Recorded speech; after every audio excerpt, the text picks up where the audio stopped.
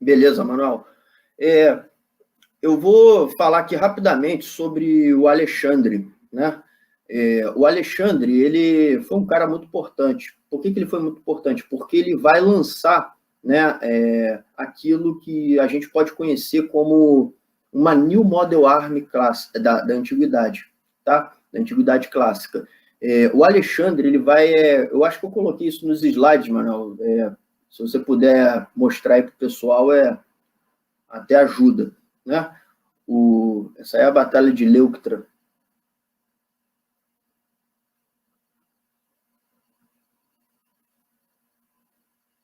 Vê se tu acha aí. O Alexandre, ele vai ser um sujeito que vai conseguir fazer o quê? Ele vai conseguir fazer a unificação das cidades-estados gregas, né?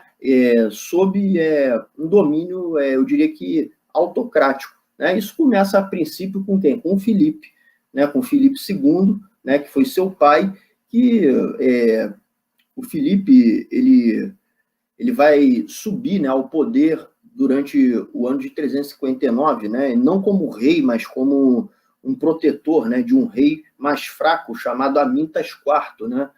Ele fazia parte da corte do Amintas IV, né, e ali ele começa a engendrar o seu papel como general, né, das tropas macedônicas. E o papel do Filipe era o seguinte, era ver o que funcionava na Grécia e trazer isso para a Macedônia, né? Então, ele vai pegar modelos, né, que foram ensaiados por grandes generais, como o caso do Epaminondas. O Epaminondas, ele foi um general tebano que ganhou dos espartanos na Batalha de Leuctra, né? Ele colocou lá o batalhão sagrado lá para quebrar a linha de a cintura espartana, né, e fazer um giro anti-horário e pegar os esparciatas pelas costas, né?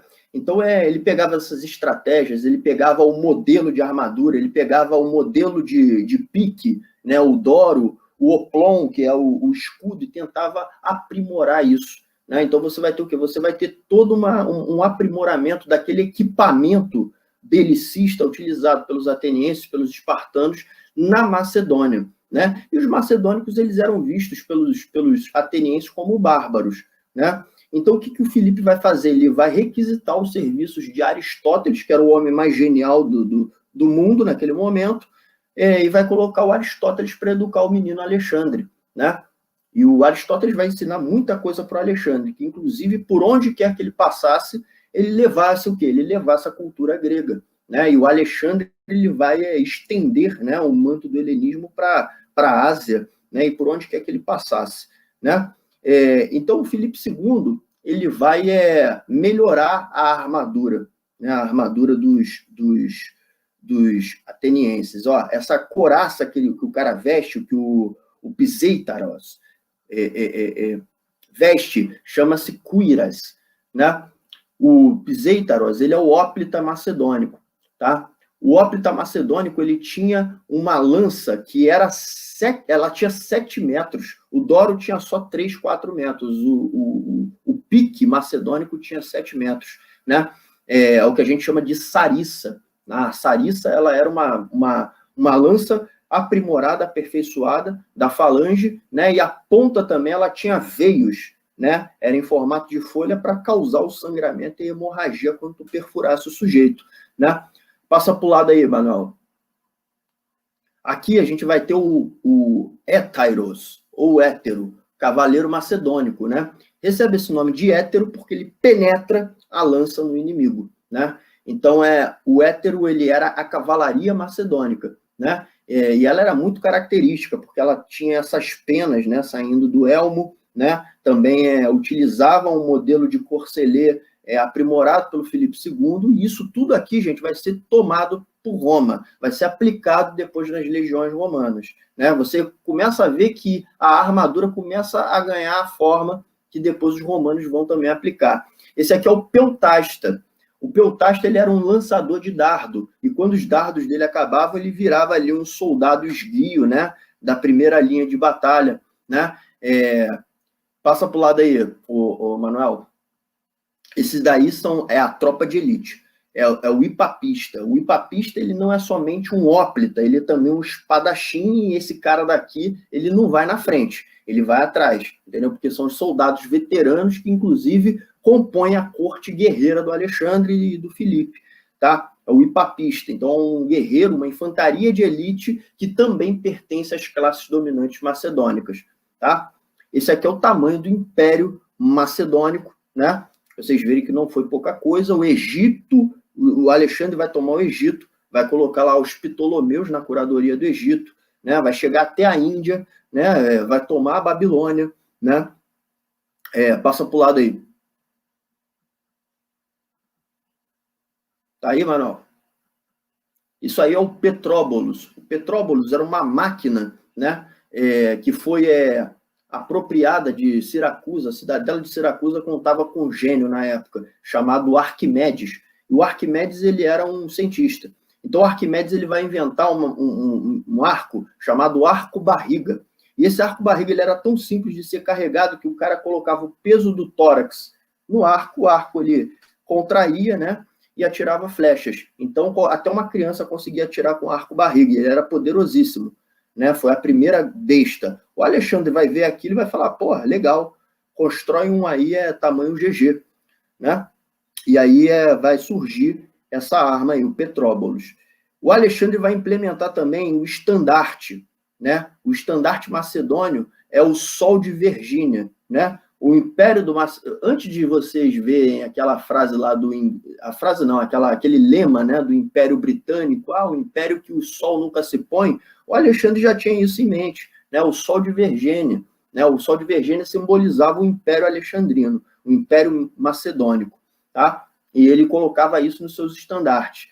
Atrás vai ter o tochote. O tochote é o arqueiro grego, né, que os macedônicos vão incorporar as forças, tá? Porque os gregos de antes, eles achavam o arco e flecha algo desleal para ser utilizado no campo de batalha. Tanto é que as batalhas eram feitas pelos hóplitas, né? E pela cavalaria no máximo, né?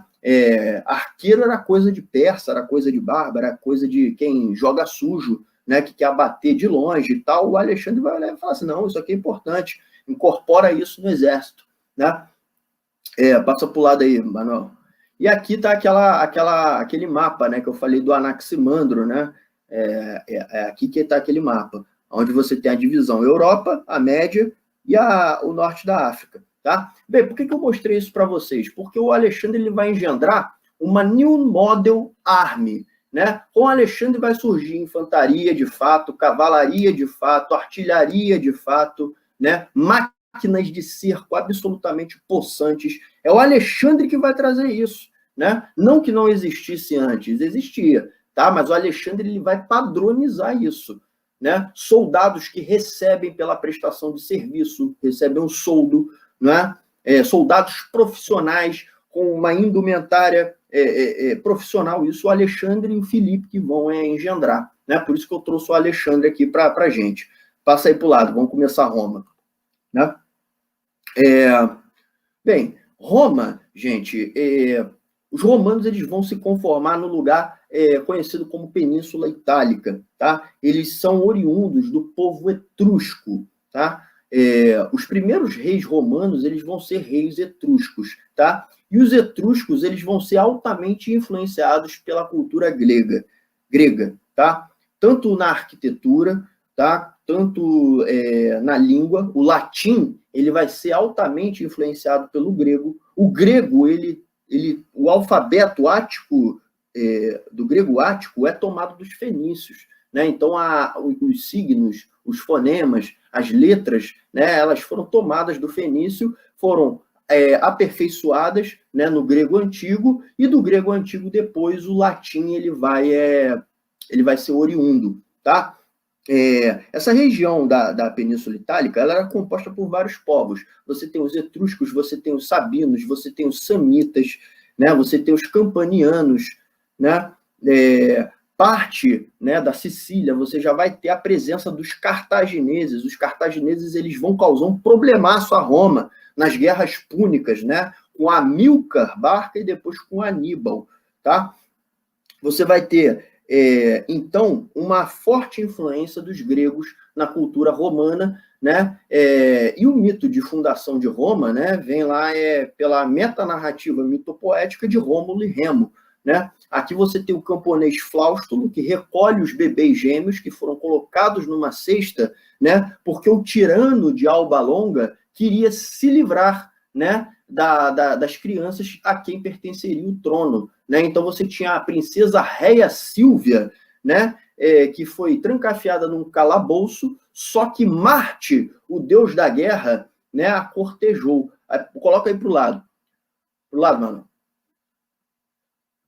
Então, Marte a corteja, né? Só que Marte, para conseguir a confiança dela, ele se transforma em pica-pau. Então ele pousava na janela, né, cortejava a princesa e saía. Até que tem um dia que ele se transmuda mesmo no deus da guerra e toma a princesa, né, e a fecunda, né? E ela dá a luz aos meninos, os meninos são colocados num cesto, esse cesto boia, não é? E aí eles são encontrados pelo Fláustulo, né? E o Fláustulo encontra eles sendo amamentados por uma loba, né? Então eles tinham uma natureza lupercânia. Portanto, quando vocês leem Thomas Hobbes, que o Hobbes fala que o homem é o lobo do homem, o Hobbes ele está lendo mitologia romana, tá? Ele está lendo Tito Livio, Arbi Urbis Condita, ele está lendo o Virgílio, a Eneida, né?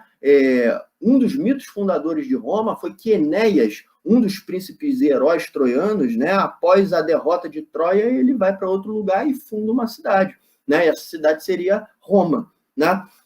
Então, os pais fundadores de Roma na mitologia foram Rômulo e Remo. E aqui você tem o Marte, né, tentando fecundar a Réia Sílvia. Só que o que vai acontecer? Após os meninos crescerem, né, e se vingarem do tirano, né, e tomarem, né, o que lhes era de direito, o trono, eles entram em guerra, né? Rômulo, porque queria que a cidade se chamasse Roma, e ele funda a cidade de Roma no Monte Palatino, né? Remo queria que a cidade se chamasse Remória, e funda uma cidade rival de Roma, né? E os dois irmãos se digladiam, e Rômulo mata Remo, tá?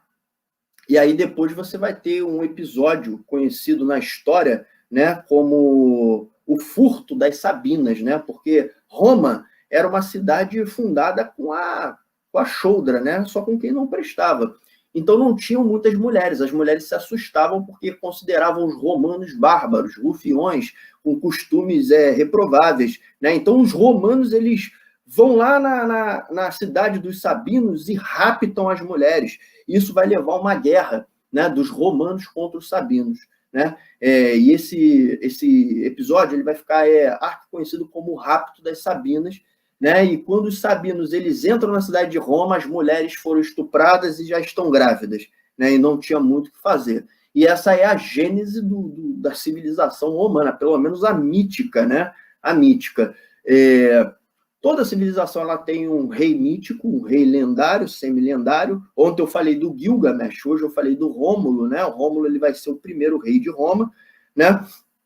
E Roma, agora passando mesmo para a questão histórica, né? Ela vai se subdividir em 3 períodos. Você vai ter o período da monarquia, tá? Que vai de 753 a 509 a.C., período da república, que vai de 509 a 27 a.C., e o período do Império, tá? Que vai de 27 a 476, tá? O período da República é o período onde, de fato, Roma se torna uma potência imperialista, tá? Com um exército profissional, né? E aqui vocês já conseguem ver como que há toda uma evolução daquilo que o Alexandre começou a implementar.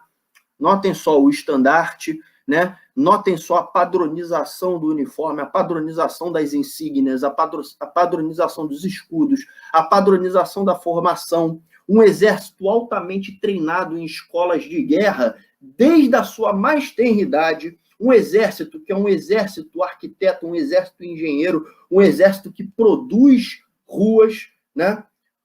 Hoje, para quem serve no exército, existe uma força de armas que se chama engenharia. Os caras planejam pontes, né? Aonde que isso tem a sua origem? Nos romanos. Os romanos, quando saíam em campanha, faziam o quê? Faziam pontes, faziam fortes, não é? Para quê? Para que eles conseguissem se manter, né, em terras, sobretudo, bárbaras, né? Então, Roma se torna uma potência imperialista exatamente na época da República, tá? Na época do Império, Roma tenta manter aquilo. É claro que ela consegue expandir, vai sofrer, inclusive, uma cisão. Você vai ter o Império Romano do Ocidente, o Império Romano do Oriente, né? Mas só que existiam tribos que se situavam, né, no liame do mundo romano, que eles atribuíam a alcunha de bárbaro. O que é o bárbaro? O bárbaro é aquele que barbara, aquele que não fala o latim, né? Roma tinha uma divisão de classe que era a seguinte, tá? A gente vai ter como classe dominante os patrícios. O que os patrícios fazem? Os patrícios, eles desempenham funções de cunho político, administrativo, né? Conformam o Senado, né? Fazem parte também dos pretores, fazem parte dos grandes generais, tá? Abaixo dos patrícios, você tem o quê? Você tem os plebeus. Os plebeus são aqueles que não são escravos, tá? Eles não prestam formas de trabalho compulsório, eles recebem pelo que eles prestam de trabalho, tá? Mas eles trabalham com o quê? Com as mãos. Os plebeus, eles seriam o que na Grécia a gente chama de demiurgo, né? Eles prestam serviços, fazem comidas, né? Eles possuem, muitas das vezes, botecos, eles possuem, muitas das vezes, prostíbulos. Roma é uma cidade da prostituição, tá? Então, esses prostíbulos, muitas das vezes, eles são operacionalizados por plebeus, né, que enricam, que ganham dinheiro, mas que não participam da política, não participam também como cargos, né, que dirigem a guerra, né? Esses plebeus, eles também possuem lanchonetes, eles possuem ferrarias, né? Eles possuem estábulos, né? Eles oferecem serviços, né, aos patrícios, né? Roma vai ter uma política para conter os ânimos dos plebeus, que é o que a gente chama de política de panis et circenses, ou pão e circo. Quando os plebeus estão putos dentro das calças, estão descontentes com os impostos, com as guerras incessantes, não é? Com a desigualdade social que é extrema, é latente. O patrício vive reclinado no triclínio, e o plebeu tem que laborar o dia todo, né? O que os romanos fazem, né? Eles elaboram, né, grandes espetáculos de gladiadores que são exibidos nas grandes arenas como os coliseus, né? Em um primeiro momento, essas disputas, né, elas eram algo que era encenado, né, nos anfiteatros, e depois, quando os romanos viram que era algo lucrativo e algo que eu diria que esfriava os ânimos, né? Eles passam a considerar isso uma política para aplacar aquela animosidade, aquele estado, né, de agitação da classe dominada, não é? Abaixo dos plebeus vocês vão ter ainda os clientes, né? Esses clientes, eles são comerciantes, muitas das vezes vindos de fora, né? Prestam também serviços, tá? Eles vivem da dependência, né, dos patrícios e dos plebeus, porque muitas das vezes eles precisam fixar moradia, eles estão passando pelo lugar, são como caixeiros viajantes, né? Mas eles oferecem serviços de porta em porta, tá? Os plebeus, se comparados com os clientes, eles são pequenos proprietários, eles possuem domos residencial, eles possuem casa, né? Eles possuem propriedade domiciliar, eles possuem escravos, os plebeus, tá? Os clientes não, os clientes eles vivem ofertando serviços de lá em lá. E embaixo você tem o grande grosso da população, né? Que são os escravos. E aí como é que é o sistema de escravismo romano, né? As campanhas romanas, elas são feitas nos liames da urbes, né? Então aquelas tribos que vivem no liame para além, das fronteiras romanas, tidas como bárbaras, elas são escravizadas por intermédio de quê? De campanhas e de guerras, né? E aí você tem os pretores, você tem os centuriões, né?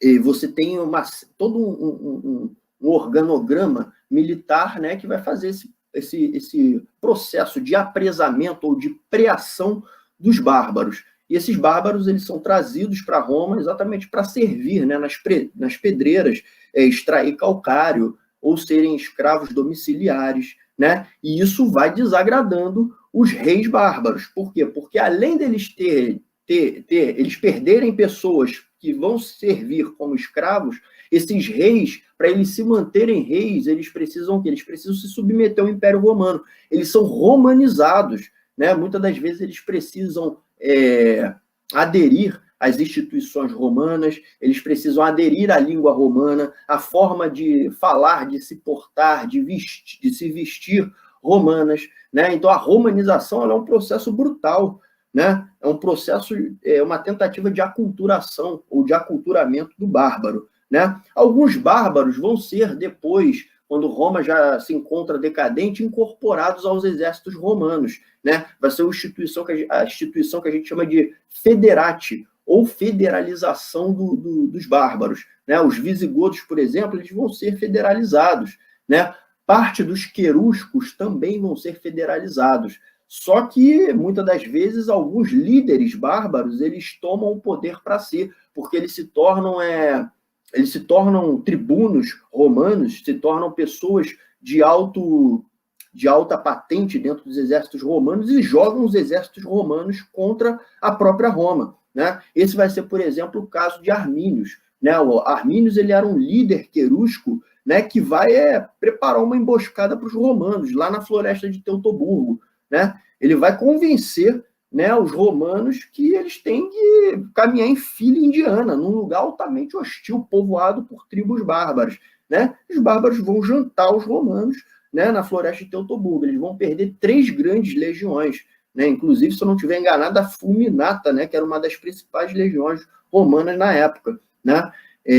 Eu não gosto de indicar filme, né, e produções, porque isso sempre dá rolo, né? Mas eu vi uma série chamada Bárbaros, que fala exatamente sobre esse tema, e ela é até bem fiel nesse quesito da fala, né, da língua, né? Os romanos falam de fato latim, as tribos germânicas falam de fato uma língua assemelhada, né, ao germânico primitivo, né, as línguas germânicas primitivas. Eu achei bem interessante essa série, né? Ela trata desse episódio, né? Agora, havia uma forte convulsão social entre os escravos, entre a classe dominada e entre a classe patrícia, né? A revolta de Espartacus mostra muito bem isso. Vai ser a Terceira Guerra Servil, né? O Espartacus, ele foi um escravo apresado, né, da região da Trácia. Ele foi colocado para se tornar gladiador no Ludus, né, Batiato, né, que ficava na cidade de Capua. E o Espartacus, ele foi versado lá na Trácia, porque a Trácia foi uma colônia grega, né, ou foi helenizada, né, no trívio e no quadrívio. Então, o Espartacus, ele era orador, ele tinha uma oratória, sensacional, né, e ele se torna um grande gladiador. Então, ele consegue ganhar esplendor, prestígio no Ludus Batiato. O Batiato amava ele como filho, né? Sempre o presenteava com vinho, com mulheres e tal, mas o Espartacus, ele começa a enxergar que o instituto da escravidão é algo que não permite o homem exercer aquilo que é omnilateral, aquilo que pertence ao ser do homem. A escravidão, pelo contrário, é uma desumanização do homem.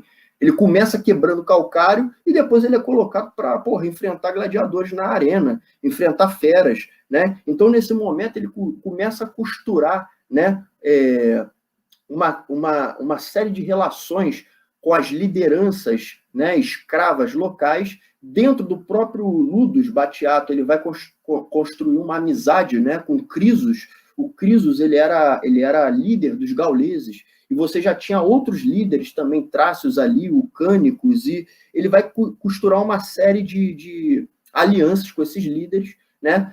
Provavelmente a historiografia diz, desde Plutarco a Apiano, Floro, que existiram muitos Espartacos, né? Não eram um Espartacos, eram muitas pessoas com os ideais aproximados a Espartacos, e ele capitaneia uma revolta dentro do Ludus Batiato, né? E a família do Batiato é assassinada, as grades são quebradas, né? E os escravos eles ficam fazendo fluxos rotatórios pilhando Roma, né? E vão pilhando, e vão pilhando as armas, né, dos legionários romanos, né, que são derrotados nas escaramuças, né? É quase uma guerrilha clássica, né? Os caras, o primeiro embate deles contra os manípulos de Capua, cara, é uma coisa assim absurda. Os caras pegam espada de madeira, tridente, rede, aquelas armas que eles utilizavam para treinar, né?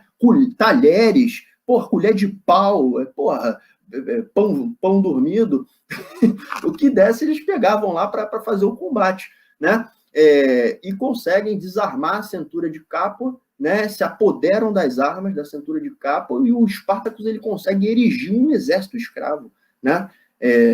Vai ter uma batalha lá contra o Glaber no Monte Vesúvio, que, o Glaber também era pueril pra caramba, né? Ele não monta um equipamento, ele não monta um acampamento romano. O Espartacus trança a corda lá de cima, né, do monte, e desce na calada da noite e assassina os legionários ainda dormindo, né?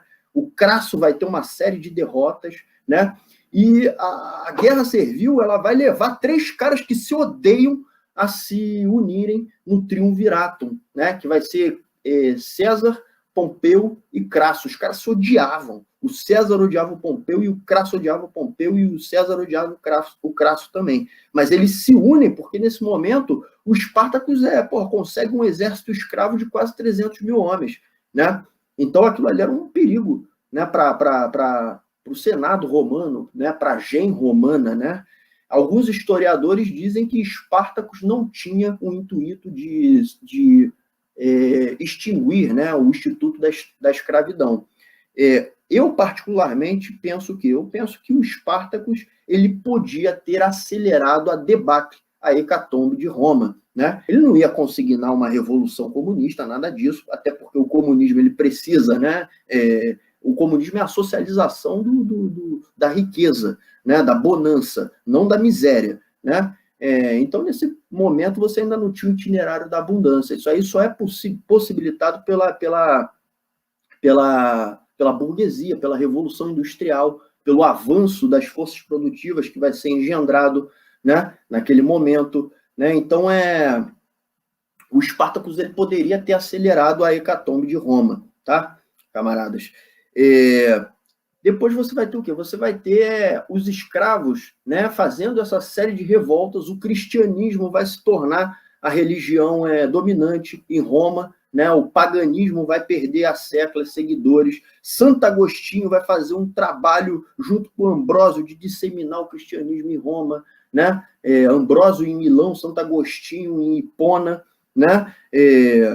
Os bárbaros eles vão começar a se rebelar contra a romanização, né? Vai haver uma crise, né, na produção de cereais, uma crise na produção de alimentos, uma crise do escravagismo romano, né? E você vai ter o quê? Uma série de ondas, de levas barbáricas que vão invadir Roma, né? E vão colocar Roma de joelhos, né? Então você vai ter o primeiro saque a Roma, né, capitaneado pelo Alarico, um rei visigodo, né, em 410. Os caras, vão matar gente pra cacete, civil pra cacete, vão saquear Roma, né?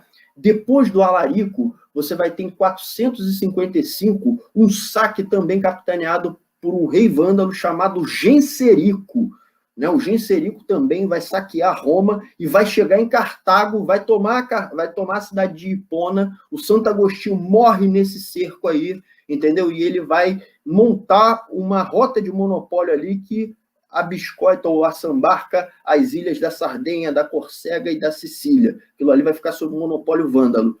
E, por fim, você vai ter o quê? Você vai ter a queda do Império Romano do Ocidente. O do Oriente ele vai resistir até os turcos otomanos, né? É uma outra história.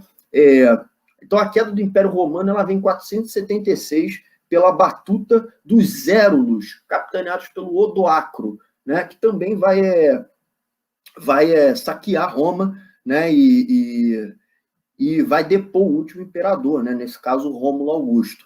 Né? Eu sei que ficou meio corrido, gente. Eu gostaria de falar sobre as guerras púnicas, eu gostaria de falar sobre muita coisa, né? Mas no tempo que a gente tem hoje, é muito complicado, né? E eu vou ter que fazer aqui um birimbolo para ficar mais uns 10 minutos aí falando, 10 ou 15 minutos falando sobre o capitalismo, né?